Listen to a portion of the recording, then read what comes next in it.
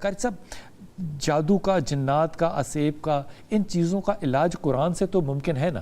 جی بسم اللہ الرحمن الرحیم۔ سب سے پہلے یہ ہے کہ میرا شاہ صاحب تجربہ یہ تھا کہ کوئی آدمی خاص قسم کے مسائل کو جانتا ہے اور اس کے خاص قسم کے وظائف کو جانتا ہے نا، وہ راقی، عامل، عالم اس طرح وہ چل سکتا ہے، علاج معالجے میں چل سکتا ہے۔ ریکی آپ کا مطلب اگر وہ کرنا چاہے تو کر سکتا ہے، لیکن یہ ہے کہ کچھ تجربات کے بعد، کچھ کیسز وغیرہ کو دیکھنے کے بعد سمجھ آئی کہ اس کا علاج وہی آدمی صحیح معنوں میں کر سکتا ہے کہ جو آدمی قرآن و سنت کا بھی عالم ہو اور ساتھ ساتھ مسائل جو امراض، جادوئی امراض ہے، اس کا بھی ایک تجربہ رکھتا ہو۔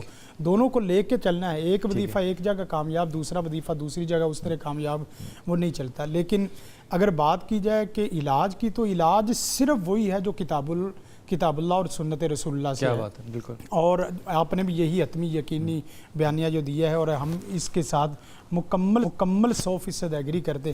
نبی رحمت صلی اللہ علیہ وسلم نے فرمایا عالجیہا بکتاب اللہ، ایک عورت لائے گی تو آپ نے فرمایا کہ اس کا کتاب، اللہ کی کتاب سے اس کا علاج کرو۔ دوسری جگہ ہے اقرأوا القرآن واسأل اللہ بھی، جب بھی قرآن پڑھو نا تو قرآن کے ساتھ کچھ نہ کچھ اللہ سے مانگ لیا کرو۔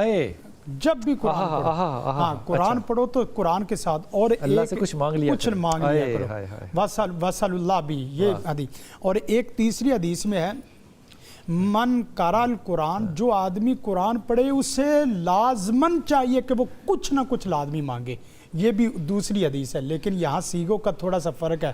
اب میں اپنی محبت میں ایک بات کہوں گا، آپ کی بات مجھے بڑی اچھی لگی۔ وہ جب صبح ایک ماحول تھا نا، میں نے تو اپنا سارا بچپن کا زمانہ اسی طرح سے گزارا ہے، میں نے اپنی جوانی اسی طرح سے گزاری ہے، اور میں اب بھی اپنی زندگی کا یہ وقت جو ہے اسی طرح گزارتا ہوں کہ صبح اٹھ کے نا جو خاتون خانہ ہے نا وہ گھر میں تلاوت کرتی ہے، یا کوئی بھی کرتا ہے، کوئی بزرگ ہوتا ہے وہ تلاوت کرتا ہے، وہ باہر لاؤنج میں آ کے یا صحن میں آ کے بیٹھ جاتا ہے، تلاوت کرتا ہے، اور جب وہ تلاوت، سب کو پتہ ہوتا ہے کہ اب تلاوت ختم ہو گئی، سارے اپنے دلوں میں یا اپنی جھولیاں اٹھا کر جو ہے وہ دعا کر رہے ہوتے ہیں۔ اور میں کہتا ہوں کیا کمال وقت ہوتا ہے وہ، کہ سورج جو ہے وہ نکل رہا ہوتا ہے، ہلکی روشنی جو ہے وہ نمودار ہو رہی ہوتی ہے، اور قرآن جو ہے اس کی آواز آ رہی ہوتی ہے۔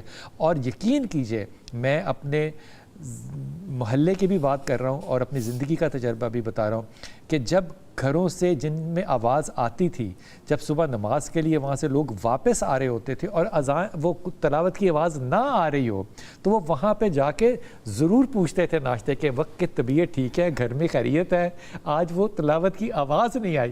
اتنی برکت والی چیز جب جس معاشرے سے اٹھ جائے۔ زندگی شعور سے، الحکمہ انٹرنیشنل۔